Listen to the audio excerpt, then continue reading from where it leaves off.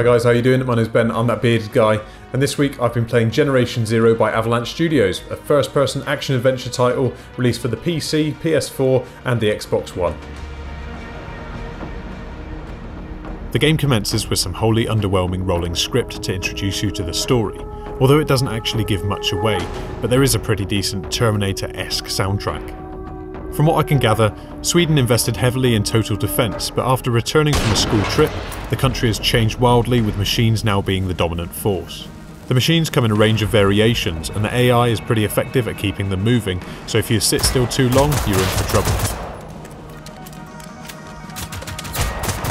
I feel like I've been saying this a lot recently, but this is another loot and scavenge game where you hunt around the open world map, collecting weapons, ammunition, first aid and other articles.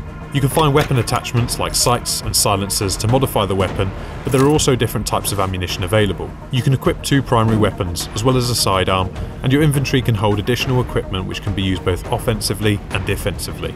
The game uses an identical enemy indicator to that of Far Cry New Dawn, which is useful for knowing the direction of the enemy and their awareness of your presence. This provides the ideal interface to plan and prepare an ambush, making use of some of the gathered items.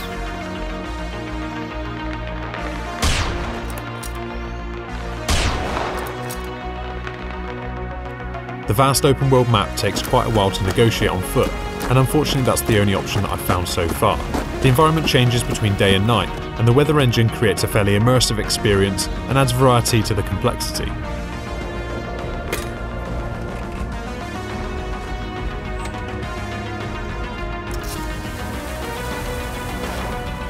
A few things that I think are worth mentioning are that some of the dialogue elements of the game are not translated into English if you've got the subtitles turned off, so make sure you switch them on before you start, otherwise you could miss out on some vital information. Secondly, much of the buildings are identical in terms of their interior layout and design, so whilst it does make it easier to search, it does come across a little bit lazy.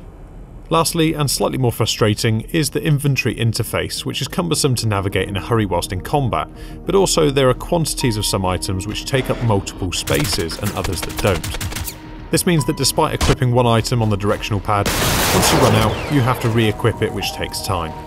I found myself spending long periods simply searching through buildings and navigating the map, itching for combat just to break the monotony.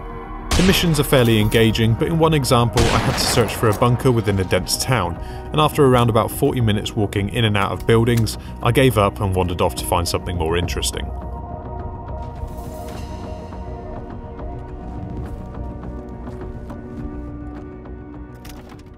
The game is actually pretty good in terms of the graphics, the AI and the environment, but what does let it down is the loose storyline and the protracted travel required, making it one of my least favourite open world games so far.